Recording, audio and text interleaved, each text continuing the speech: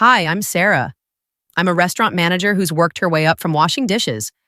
But last Tuesday, my own sister banned me from our family's Thanksgiving dinner because she said I was too poor to sit at their table. Have you ever been judged by your own family for not having enough money? Well, what happened next will show you exactly how karma works in real time. It started with a text message that made my blood run cold. I was finishing up inventory at work when my phone buzzed. The message was from my sister Jessica, and it read, "Hey Sarah, about Thanksgiving dinner this year. I think it's better if you don't come. The restaurant we booked is really upscale, and honestly, you wouldn't feel comfortable there. It's not really your scene. You know what I mean." I stared at that message for a full minute, reading it over and over again. My hands were actually shaking. This was my sister, the same person who used to share her Halloween candy with me when we were kids, who I'd helped through her messy divorce just 2 years ago. And now she was telling me I wasn't good enough for a family dinner. But that wasn't even the worst part. What came next absolutely destroyed me. Another message popped up. "Plus, everyone's expected to split the bill equally, and it's going to be pretty expensive. I know money's tight for you right now, and I didn't want to put you in an awkward position." Then came the final blow. "Hope you understand. Maybe we can grab lunch at Applebee's or something next week instead." Applebee's. She suggested Applebee's like I was some charity case who couldn't afford real food. I actually had to sit down. Right there in the middle of the restaurant's storage room, surrounded by boxes of vegetables and industrial-sized containers of olive oil, I felt tears burning behind my eyes. This wasn't just about money. This was about respect. This was about being seen as less than worthy by the people who were supposed to love me unconditionally. You want to know what the crazy part was? I wasn't even poor, not anymore. But my family had no idea about that. I took a deep breath and typed back, "Which restaurant?" Her response came immediately. "Bella Vista downtown. You probably haven't heard of it." Oh, but I had heard of it. I knew that restaurant very, very well. The next few days were torture. I kept checking my phone, hoping for another message from Jessica. Maybe an apology, maybe her saying she'd made a mistake. Instead, I got radio silence. Complete radio silence. But then my cousin Mike called me on Friday afternoon. "Sarah, hey, I heard about Thanksgiving," he said, and I could hear the awkwardness in his voice. "Look, I think what Jessica did was messed up, but, well, you know how she is about appearances and stuff." "What do you mean?" I asked, even though I already knew. She's been going through this whole phase where everything has to be perfect, you know? Ever since she married Richard and moved to that fancy neighborhood, she's become really, I don't know, status conscious? Status conscious. That was a nice way of saying she'd become a snob. "Mike, I work in a restaurant," I said. "I'm not some homeless person begging for scraps." I know, he said quickly. "But you know how Jessica sees things. She thinks restaurant work is temporary. Like you're just doing it until you figure out your real career." That stung because it was exactly what Jessica had said to me just last Christmas. She'd actually said, "When are you going to get a real job?"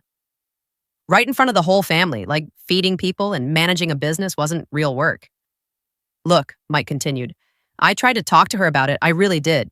But she got all defensive and started talking about how this dinner is important to her, how she wants to make a good impression on Richard's parents, and how she needs everything to be just right. And apparently I'm not just right," I said. "Sarah." Mike's voice was full of sympathy, which somehow made it worse. "It's fine," I lied. "I'll probably just work anyway. We're always busy on Thanksgiving." That part wasn't a lie. We were always busy on Thanksgiving because I managed one of the most successful restaurants in the city. After I hung up with Mike, I sat in my car in the restaurant parking lot and finally let myself cry. Not because I was heartbroken, although I was, but because I was so angry I could barely see straight. My sister thought I was too poor and too embarrassing to be seen with her new in-laws. She thought my job was beneath her. She thought I was some kind of failure who would drag down her perfect image. What she didn't know was that I'd been working my way up in this industry for 8 years. What she didn't know was that I'd started as a dishwasher at 16 and had worked every single position in restaurants: server, hostess, line cook, assistant manager, and finally manager. What she didn't know was that last year, when the previous owner decided to retire, he'd offered to sell me the restaurant because he trusted me to run it. What she didn't know was that I owned the place. Jessica had no idea that her embarrassing little sister was actually the owner of one of the most popular fine dining establishments downtown. She had no idea that the restaurant she was so excited to show off at was mine. She had no idea that when she made that reservation for Thanksgiving dinner, she'd booked a table at my restaurant. The irony was so perfect it almost didn't feel real. My sister, who thought I was too poor and too low class to eat at a fancy restaurant, had chosen to celebrate at the very place I owned. The place where I made the decisions about everything from the menu to the music to who got the best tables. And suddenly, sitting there in my car, I started to smile. You see, I'd kept my ownership quiet for a reason. When I bought the restaurant from Mr. Peterson, I'd made a decision to stay behind the scenes. I didn't want the attention, and I definitely didn't want my family making assumptions about money or asking for loans or treating me differently because of what I owned. I just wanted to do the work I loved without drama. But Jessica had just handed me the perfect opportunity to show her exactly who she was dealing with. I pulled out my phone and called Marcus, my assistant manager. "Hey, boss," he answered. "What's up?" "Marcus, I need you to check something for me. Do we have a reservation for Thanksgiving under the name Jessica Morrison?" I heard him typing. "Yeah, we do. Party of 8, 7 p.m., VIP section. She specifically requested our best table and asked about wine pairings for the whole meal. Sounds like a big celebration." "Perfect," I said, and I could hear the edge in my own voice. "I'm going to need you to make sure I'm working that night." "You sure, Sarah? You usually take holidays off." "Trust me," I said. "I wouldn't miss this for the world." The next week dragged by like torture. Every day I thought about calling Jessica and telling her who I really was. Every day I imagined the look on her face when she realized she'd just disinvited the owner of her precious fancy restaurant from Thanksgiving dinner. But I held back because I wanted her to find out the hard way. I spent that week preparing. I had my best suit dry cleaned, the one I wore for special events and investor meetings. I practiced what I would say, how I would handle it. I wanted to be professional, but I also wanted her to understand exactly what she'd done. By Wednesday night, I was ready. I got to the restaurant early on Thanksgiving and watched as my team prepared for what was always one of our busiest nights of the year. Bella Vista wasn't just any restaurant. We were booked solid 3 months in advance. Our wine list had won awards, and our head chef had trained in France. This was exactly the kind of place Jessica loved to brag about eating at, and she had no idea it belonged to her poor little sister. At 6:45 p.m., I positioned myself near the hostess station and waited. At exactly 7 p.m., I watched Jessica walk through our front doors. She was dressed to the nines, designer dress, expensive jewelry, the works. Behind her came her husband Richard, his parents, and what looked like the rest of our extended family. They were all dressed up and clearly excited to be at such an upscale place. I watched Jessica approach our hostess, Emma. "Reservation for Morrison," Jessica said, and I could hear the smugness in her voice even from across the room. "Party of 8. We specifically requested your VIP section." "Of course," Emma said with her usual professional smile. "Right this way." As they walked past me toward their table, I heard Jessica talking to Richard's mother. "This place is absolutely divine," Jessica was saying. "It's nearly impossible to get reservations here. I had to call weeks ago." Richard's mother looked appropriately impressed. "How did you even know about this place?" "Oh, we have excellent taste," Jessica said with a laugh. "We always know the best spots in the city." They settled into their table.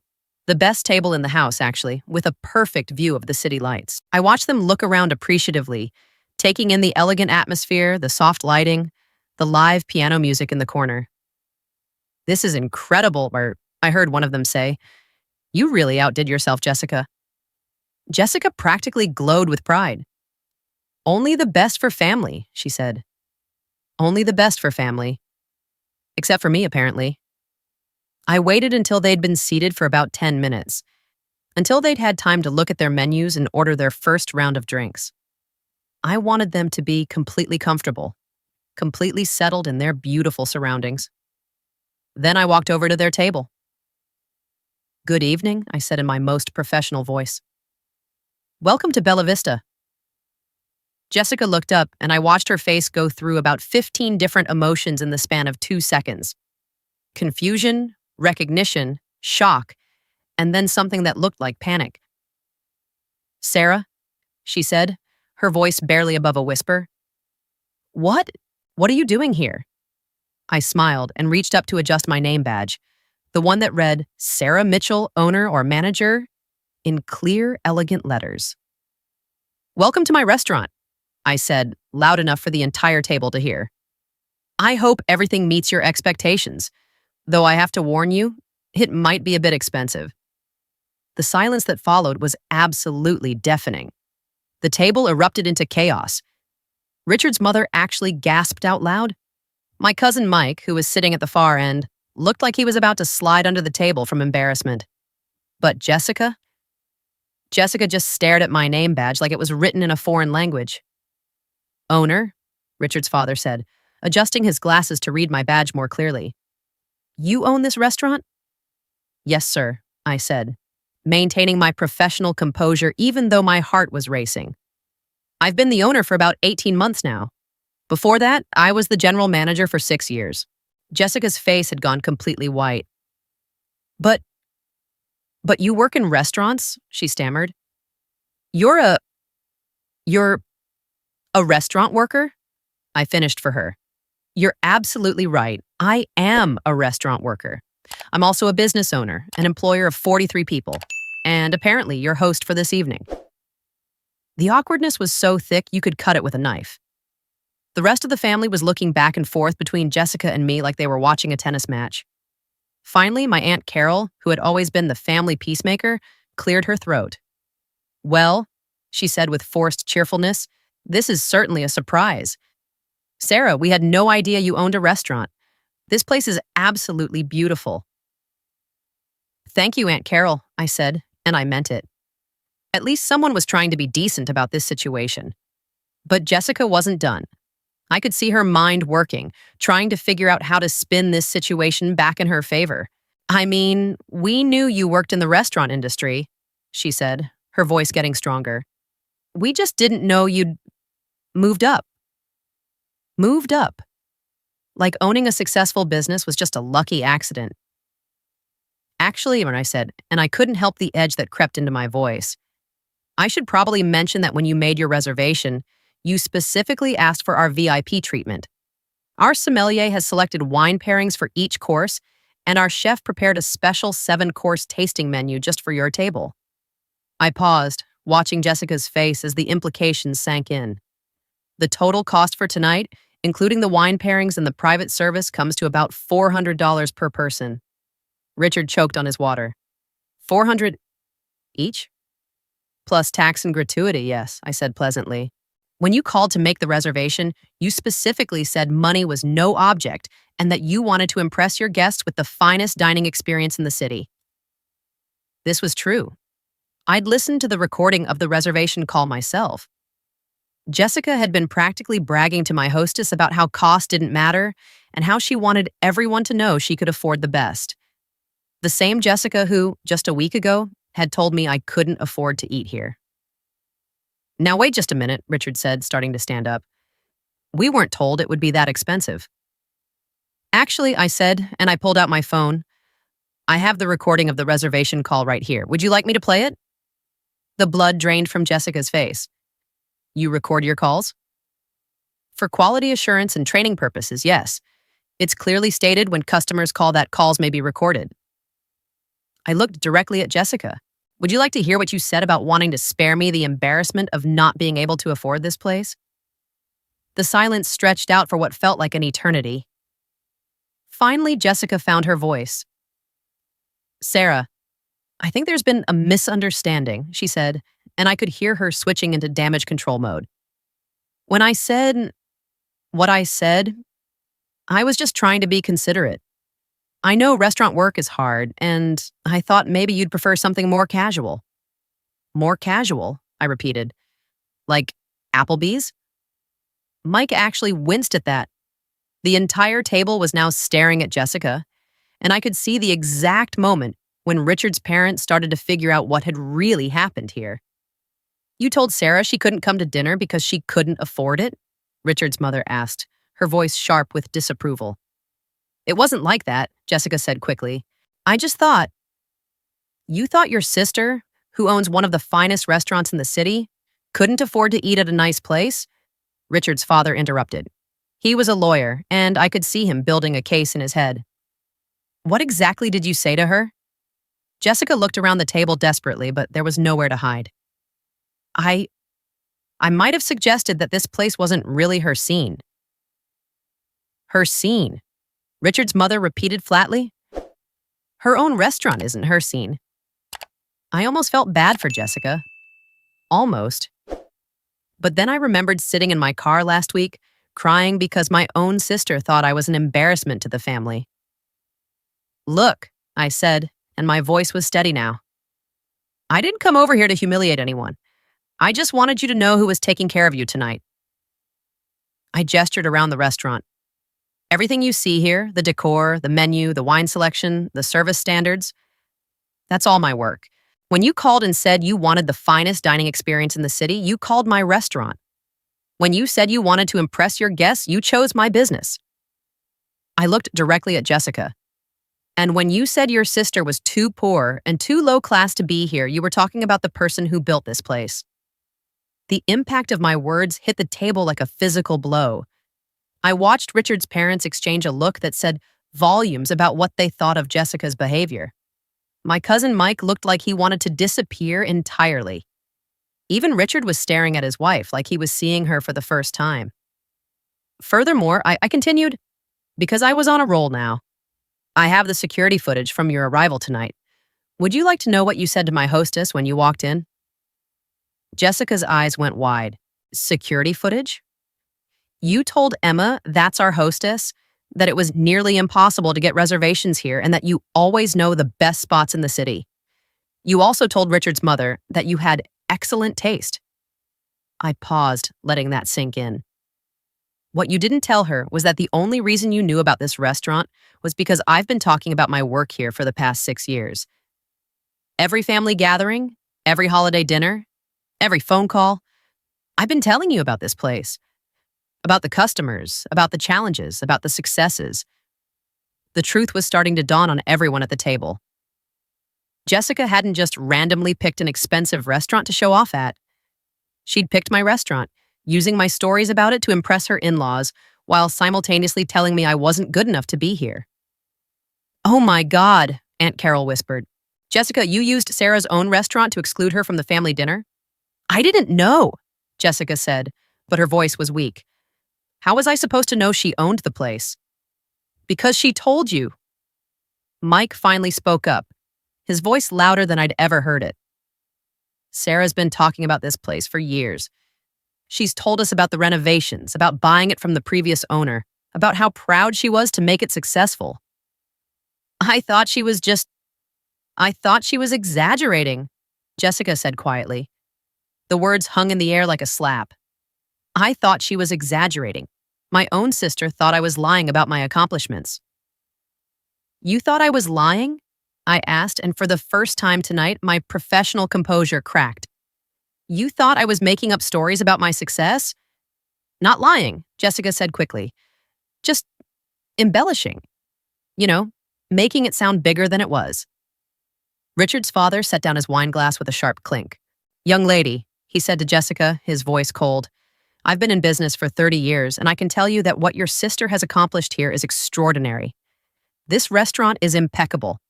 The service is flawless. The food is exceptional. Anyone who could build and run a business like this deserves respect, not ridicule. Absolutely, Richard's mother agreed. I'm frankly appalled by your behavior, Jessica. Jessica looked around the table and seemed to realize that she'd lost everyone. Even Richard was avoiding eye contact with her. Sarah, she said, and her voice was small now. I'm sorry, I really am. I didn't mean. I was just trying to. Trying to what? I asked. Trying to impress your in laws by excluding your own sister? Trying to look sophisticated by putting me down? I was nervous, she said, and tears were starting to form in her eyes. Richard's parents are so successful, and I wanted to make a good impression, and I thought, you thought sacrificing me would make you look better. I finished. The tears spilled over then. I'm sorry, she whispered. I'm so sorry. For a moment, looking at my sister crying at the table in my restaurant, I felt the anger start to drain out of me. This was Jessica, the same person who used to braid my hair when we were kids, who had helped me move into my first apartment, who had been my maid of honor at my wedding before my divorce. But then I remembered the text messages. I remembered the casual cruelty of suggesting Applebee's like I was a charity case. I remembered sitting in my car, crying because my own family thought I was an embarrassment. Apologies are a good start, I said finally, but actions have consequences. I reached into my pocket and pulled out a leather folder, the kind we use to present checks to our VIP customers. Your bill for tonight, I said, placing it on the table in front of Richard. Richard opened it with shaking hands. His face went completely white. 3,200 pots, he stammered. Plus tax and 20% gratuity, I said pleasantly. Which brings your total to $4,036. The table was dead silent. Finally, Richard found his voice. We can't afford this, he said quietly. I know, I said. And then I smiled. Not a cruel smile, but not a particularly kind one either. It's a lot of money, isn't it? The kind of money that might make someone feel uncomfortable, out of place, not really suited for this kind of scene. Jessica looked up at me with wide, understanding eyes. That's exactly how you made me feel, I said softly. Except this was supposed to be my family. People who loved me and supported me and celebrated my successes instead of making me feel ashamed of who I am. I picked up the check folder and tore the bill in half. Dinner is on the house, I said. Consider it a family discount. The relief around the table was palpable, but I wasn't done. However, I continued, I want everyone here to understand something. Jessica didn't just hurt my feelings last week. She revealed something about how she sees me, how she sees my work, and how she sees my worth as a person.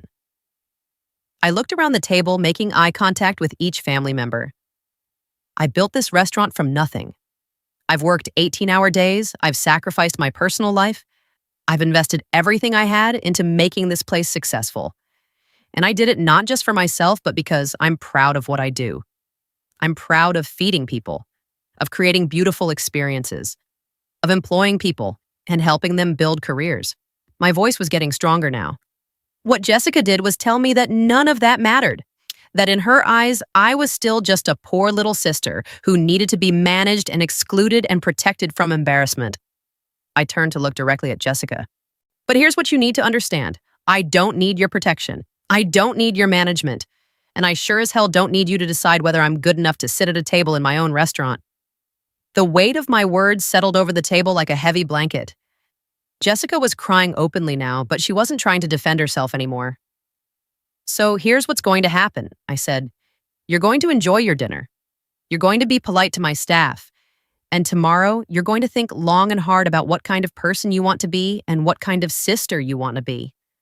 I straightened up and smoothed down my jacket. And if you ever, and I mean ever, treat me like I'm beneath you again, you'll find out exactly how much power the owner of a restaurant really has. With that, I turned and walked away, leaving my family sitting in stunned silence at the best table in my restaurant. As I walked back toward the kitchen, I could hear my name badge clinking softly against the buttons of my jacket.